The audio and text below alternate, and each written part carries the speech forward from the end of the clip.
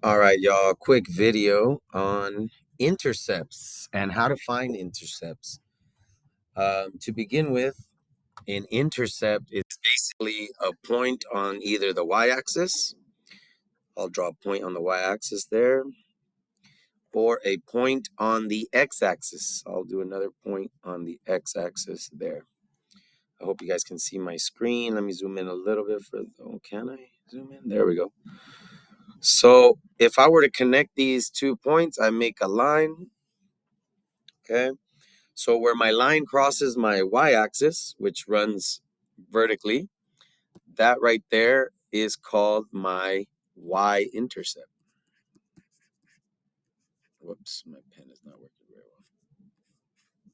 well. Intercept. Uh, y-intercept always has x of 0. So if I were to tell you what this point was, it would be 0, and it went up 4. So 0, 4. That is my y-intercept as 0, 4. Now, if I switch over to, I'll use blue for the x-intercept, that would be here at -2, 0. That right there, -2, 0. That is my x-intercept because it's where the line crosses the x-axis. So that is my x-intercept.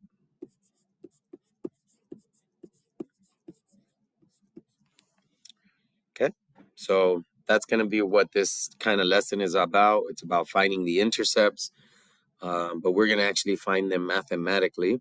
But I wanted to do a quick refresher on what an intercept is. A y-intercept is where your line crosses the y-axis, and an x-intercept is where our line crosses the x-axis. Another definition of them, it would be a point, like the y-intercept would be a point on the y-axis. An x-intercept is a point on the x-axis. Okay, let me go ahead and move on.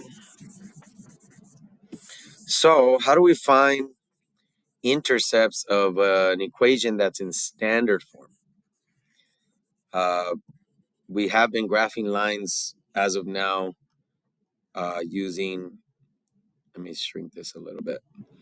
We've been graphing lines using slope-intercept form. Now, how do we graph lines that are in standard form? One way would be for you to convert it into slope-intercept form and then graph it. Another way would be to just find the intercepts, which is what I'm going to show you right now. So this is the official lesson. Let's say we have 2x minus 3y equals 6. This equation is in standard form. The x and the y are on the same side of the equal sign. And let's say first I want to find the x-intercept. So x-intercept first. As you saw earlier, intercept. As you noticed earlier, an x-intercept had a 0 in the y. And that is because you're not going to move up or down. You're only going to move left or right on the x-axis. So our x, we don't know what it is, but our y has to be 0 if you're finding an x-intercept. So because I know that an x-intercept always has a 0 of y, I can go ahead and plug in 0 where the y is, right there. I can put a 0 there. So instead of times y, it's going to be times 0, and I'm just going to put it right on top. So then what is -3 times 0? Well, you should know that anything, oh, what the, just want to erase it. There. Anything times 0 is 0. So -3 times 0 is 0. So that actually eliminates that whole term, leaving us with only 2x equals 6. So 2 times x equals 6. To get x by itself, we would divide both sides by 2, leaving us with x equals 3. And we are done. And we just plug that in here into our blank space. So when y is 0, x is 3, we can plot that on our coordinate plane here at 3, 0. There is our x-intercept. So that is how you find an x-intercept. You would plug in 0 for the y. Okay, let's do the next one. The next one is going to be finding the y-intercept. So I'm just going to erase the parts that I don't need. Let me see if I can do that. I'm just going to start over, but this time I'm going to find the y-intercept. Okay, so let me switch over back to blue because we are finding the y-intercept. So really on paper, you would rewrite the problem again. You would rewrite this problem again to the right. And then this time, because you're looking for the y-intercept, we're going to plug in 0 for the x. Okay.